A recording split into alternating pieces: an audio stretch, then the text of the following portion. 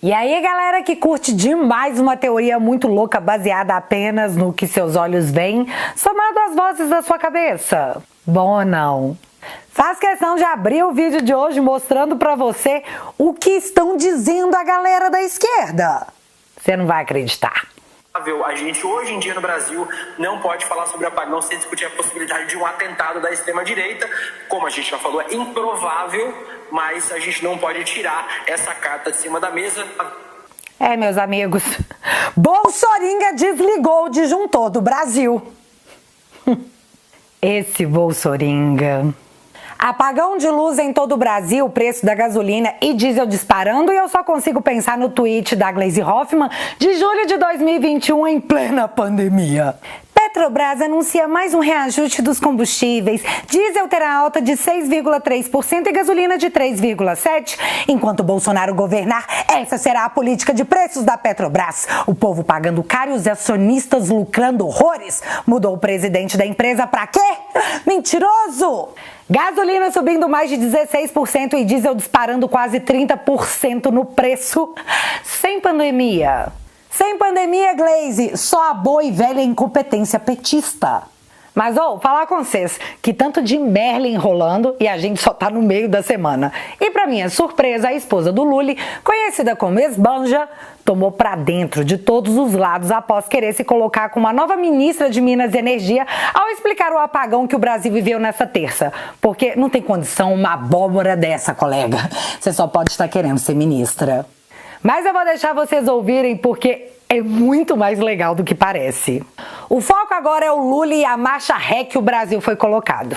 E eu não sei se vocês estão conseguindo ligar o Lé com Cré, mas eu juro que eu vou tentar. A teoria pode ser doida, mas será?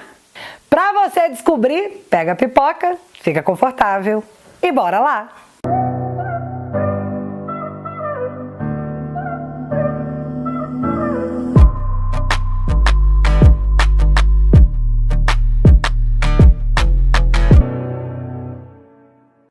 Bom, para que você entenda a disparada do preço do combustível, o que não é um problema, já que pobre não come gasolina, né, Miriam Leitão? Você tem que saber o que essa política porca e populista tentou fazer e deu errado. Se você ainda não fazia ideia, presta atenção que Titi agora vai desenhar para te deixar bem irritado. Preparados? Após o rombo sofrido pela Petrobras no episódio do Petrolão e o desastre administrativo do governo Mãe Sapiens em 2016, a lei das estatais, que servia para proteger a Petrobras de indicações políticas, também adotamos o PPI, que é a paridade de preços internacionais. O PPI serviu para ditar o valor do combustível guiado pelos valores mundiais, evitando que a Petrobras, que é uma estatal, tivesse prejuízos. Logo que nós tivéssemos prejuízos, porque sim, a política não deu certo, é a gente que paga. Sem poder mexer no preço do combustível que seguia as cotações mundiais, para diminuir o preço no Brasil, Bolsonaro fez o que nenhum presidente fez antes: corte de impostos.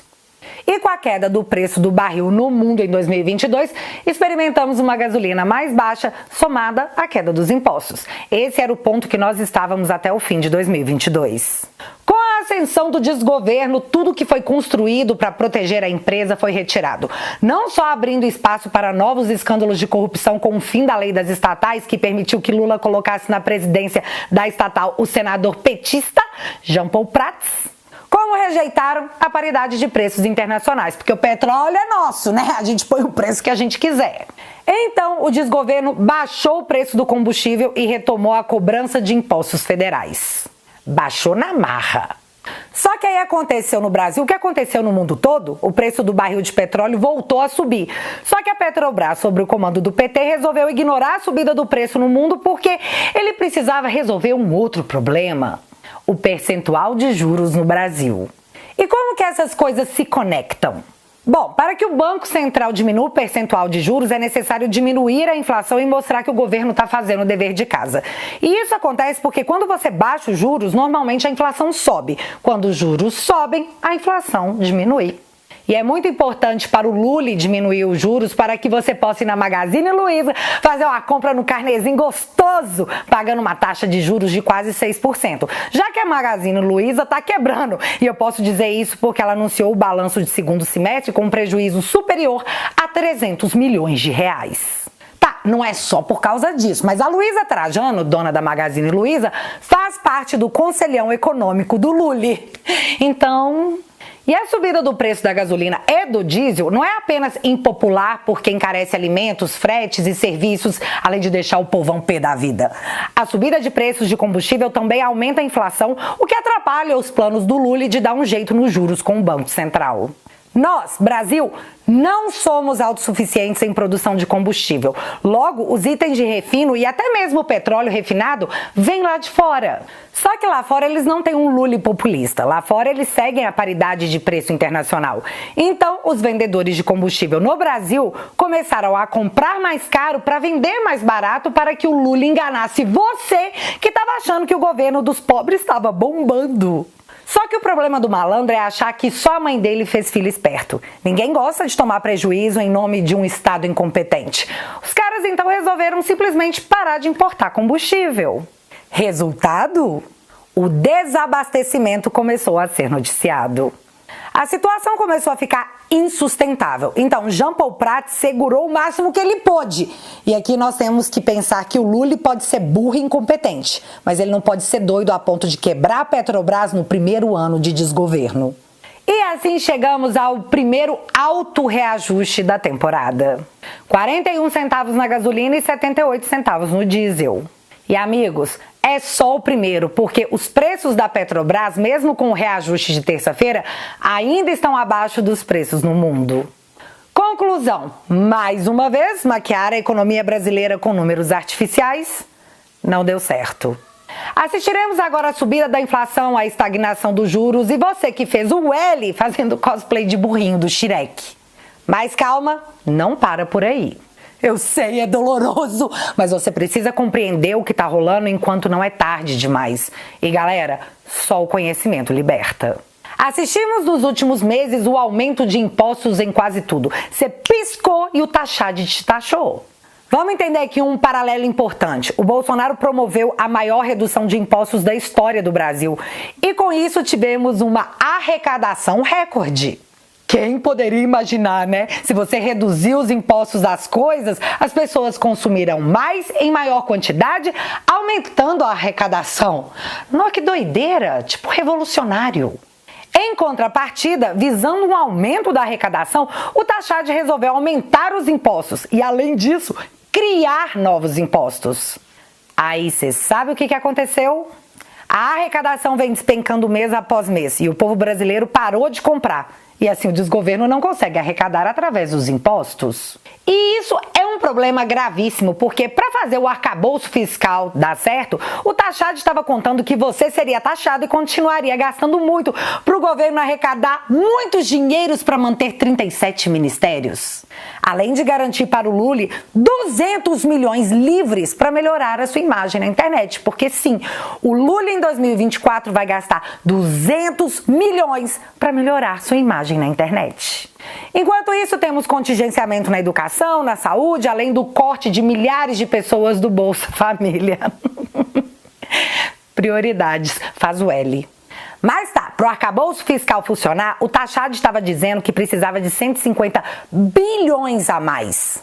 Só que ele não estava contando que a arrecadação ia cair, né? Logo, das duas, uma.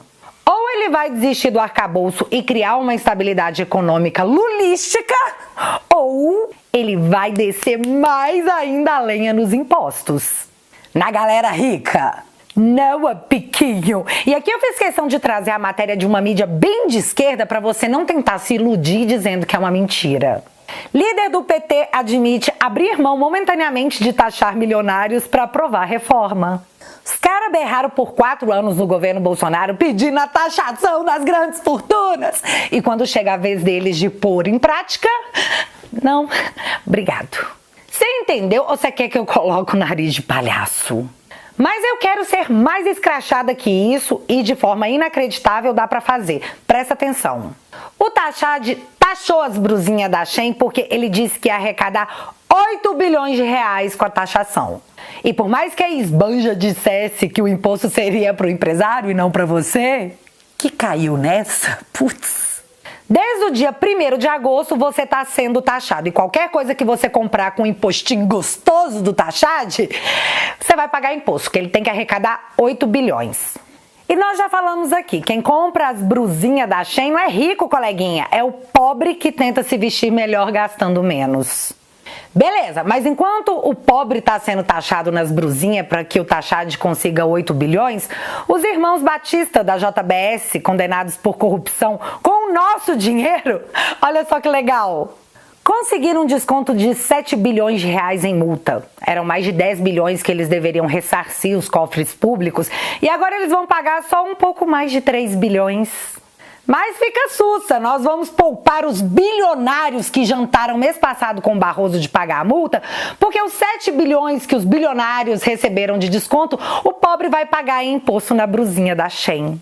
E no meio disso, o Brasil bate um recorde impressionante, a maior sequência de quedas consecutivas na Bolsa de Valores desde 1984. E você precisa fixar na sua cabeça que nem a pandemia conseguiu a proeza que a desastrosa política do PT conseguiu. O Brasil não é pobre à toa, isso aqui é trabalho de profissional. É quase pornográfico. Governo dos pobres. Faz o L aí. E enquanto tudo isso acontece junto, o Brasil acordou sem luz na terça-feira, segundo a esquerda, por causa do Bolsoringa. Não, na verdade, você quer saber o porquê?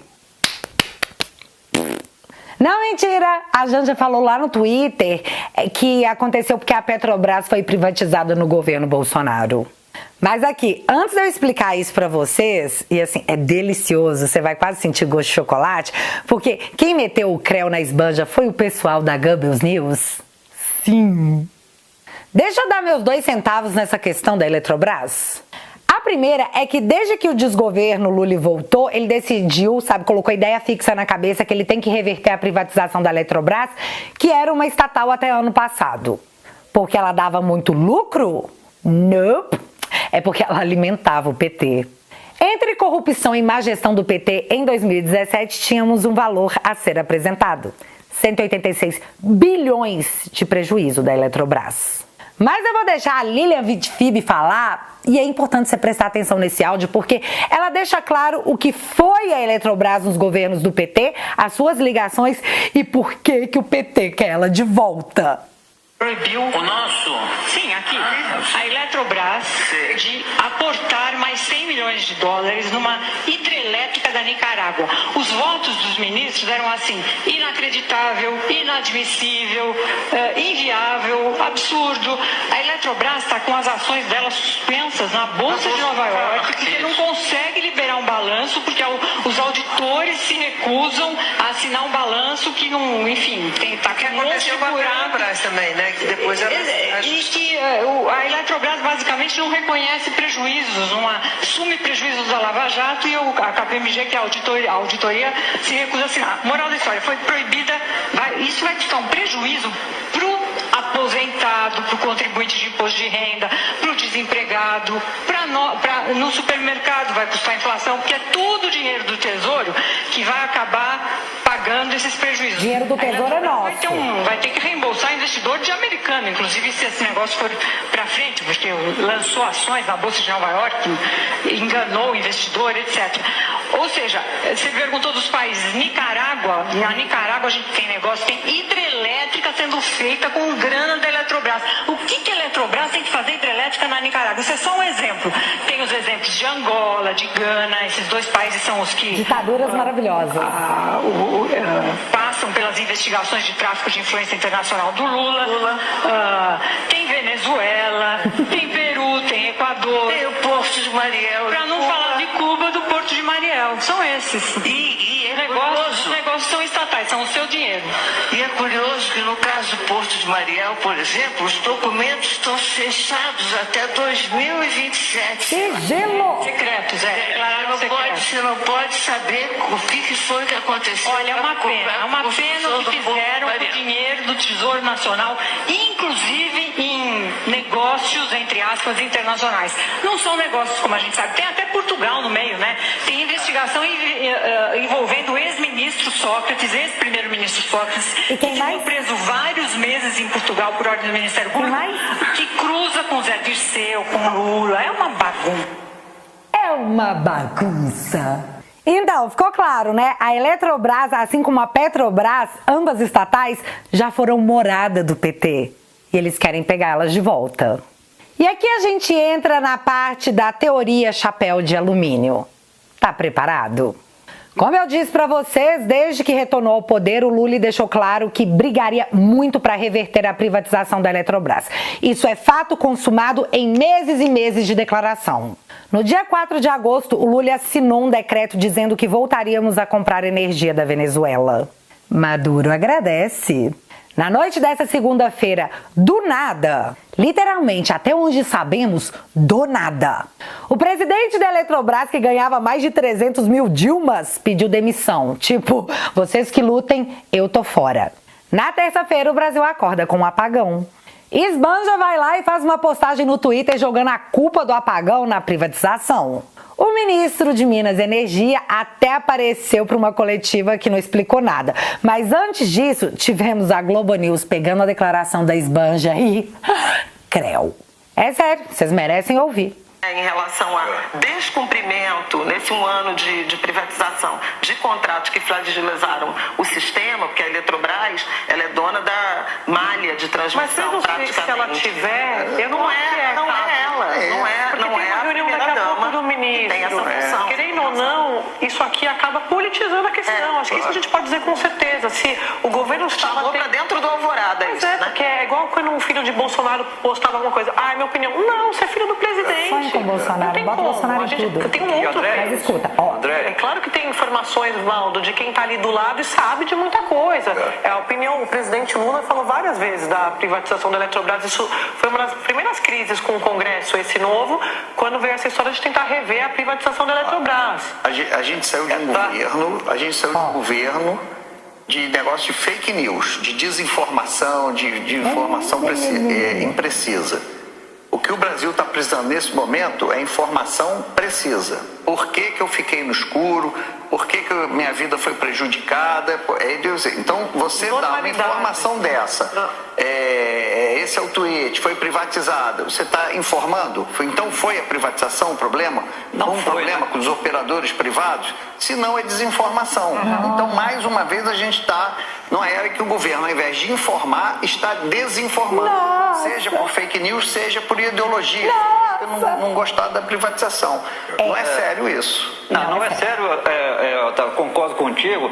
E vamos lembrar que já aconteceram apagões no Brasil quando a Eletrobras era comandada pelo PT. Governo federal. Pelo PT. Quando ela não tinha uma participação majoritária no seu capital de acionistas privados. Então não dá para dizer, só porque privatizou teve o apagão. Foi quando ela era totalmente pública, do governo PT, fala. Indicados do governo, PT.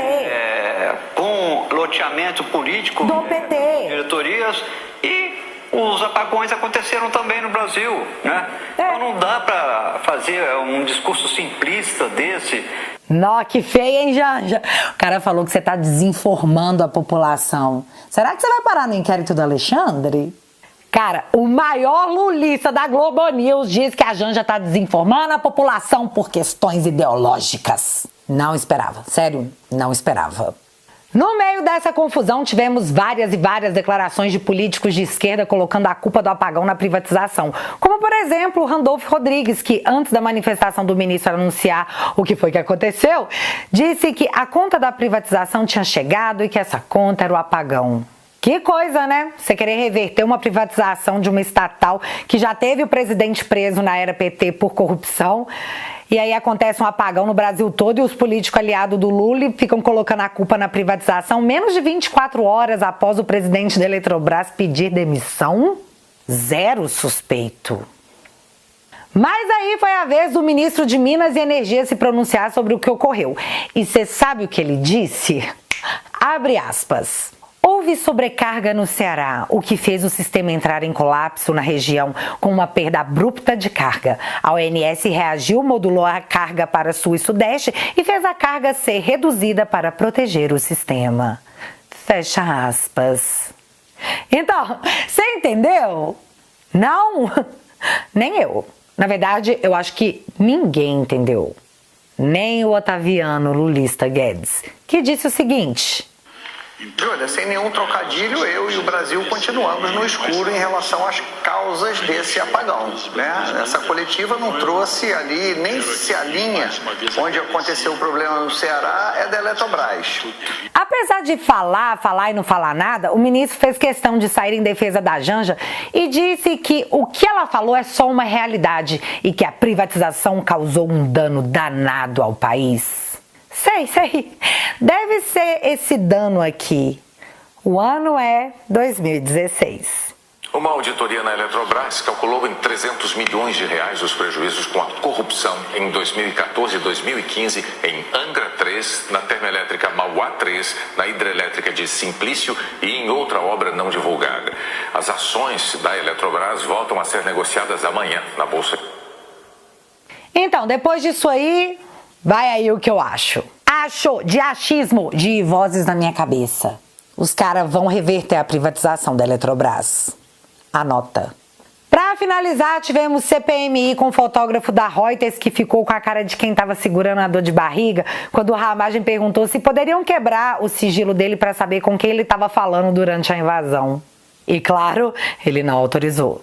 Numa sessão fria, o que tivemos de espetacular foi a coletiva pós-CPMI, onde 15 membros da CPMI assinaram a denúncia contra Flávio Dino na PGR por prevaricação. E também porque ele não entregou as imagens das câmeras do dia 8, entregou só 2, hein? Espertinho.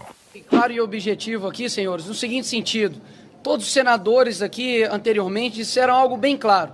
Já não bastasse a esquerda sequestrar a CPMI, que é um instrumento da minoria, agora ela conta com a ajuda também do ministro de Estado. Um ministro de Estado que não quer ceder as imagens de um Ministério da Justiça que tem uma visão privilegiada da Praça dos Três Poderes. Hoje, conforme foi dito aqui, houve uma situação, uma fala emblemática do fotógrafo da Reuters, que ele disse, olha, eu cheguei no estacionamento do Ministério da Justiça e vi com os meus olhos, e fotografei sim, ele dá essa resposta, ali a Força Nacional de Segurança. Ou seja, o que é que está acontecendo com essa CPMI? Nós temos aqui, eu tenho aqui ao meu lado, o senador Magno Malta, que por diversas outras CPIs que trabalhou, nunca mendigou pedido de acesso a nenhum outro órgão. Porque a CPMI ela tem os seus próprios poderes de investigação. Então o que eu vejo aqui hoje é que o presidente Arthur Maia foi desmoralizado sim, mesmo não dizendo, mas foi. A própria CPMI com seus parlamentares foi desmoralizada e foi desrespeitada. Porque não há que se pedir para tais órgãos fazer com que envie as imagens, afinal de contas, nós não somos uma comissão parlamentar de inquérito. Nós não estamos ali para poder investigar. Nós, hoje como oposição, estamos fazendo um trabalho para todo o Brasil ver de que nós não temos nada a esconder, pelo contrário, votamos os requerimentos, inclusive propostos pela relatora, que é amiga do Flávio Dino, e com o intuito, com uma parcimônia de queremos ver até onde essa investigação vai dar, queremos que as coisas estejam claras. E houve quase que um desespero coletivo quando dissemos para poder convocar o diretor da Força Nacional de Segurança. Ou seja, há uma investigação aqui de fato, mas uma investigação seletiva. E o que nós, basicamente, estamos querendo fazer é com que essa CPMI ela seja algo verdadeiro, algo claro, com transparência, que haja uma investigação séria e não somente uma investigação seletiva, onde amigos são colocados no oculto e os possíveis inimigos são rotulados de terroristas. Nós temos, por exemplo, uma filmagem de todo o trajeto, eu esqueci o nome dela, mas que o sobrenome dela, por coincidência, é Brasil, onde ela entra ela vem até aqui, entra dentro do Senado e ela comete o incrível ato terrorista de orar durante 10 a 15 minutos. Essas pessoas estão sendo rotuladas de terroristas e, enquanto isso, muitas estão presas com a sua tornozeleira eletrônica e pessoas de esquerda estão usando a CPMI não para poder investigar, mas para poder fazer uma narrativa falsa de um mentor intelectual enquanto as pessoas estão presas. Então, mais uma vez, eu deixo aqui uma frase que é para poder tocar o coração, inclusive, dessas pessoas que estão ali usando isso como palanque político. A justiça tem pressa. Muitas das pessoas ali, como o Magno, por diversas vezes esteve ali. Eu não pude ir mais de uma vez, porque não foi me concedido a autorização para ir ali na Colmeia, na Papuda. Mas pessoas que têm autismo, pessoas que eram moradores de rua, crianças ficaram durante horas presas, quase que numa tocaia. Pessoas tiveram que fazer banheiro químico improvisado. Idosos, pessoas com câncer, e simplesmente não há nenhum pio a respeito disso. Então não há que se falar que nós, como oposição, não estamos talvez fazendo um trabalho em vão. Nosso trabalho não é em vão, porque aquele que luta pela verdade para esclarecer os fatos jamais trabalhará em vão. Essa aqui. Mas enfim, Brasil hoje é a reprise de Dilma II e é por isso que a gente chama o Lully de Dilma. E a culpa da quebra do Brasil não será apenas do PT, porque isso a gente já sabia, eles anunciaram, mas sim da mídia que apoiou e do Congresso que autorizou.